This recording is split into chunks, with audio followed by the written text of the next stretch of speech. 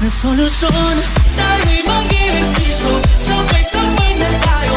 Lakad yung tagilid, anong takbo din kaya.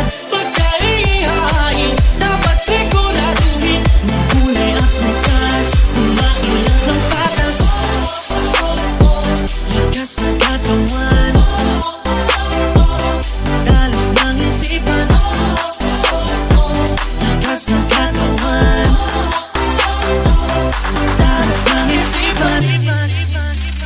Healthy life ay ating simulan.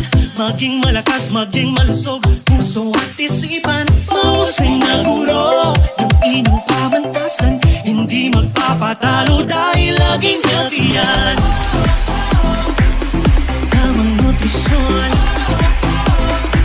tiyak na solusyon. Tayo'y mag-ehersisyo, sabay-sabay na tayo. Lakad yung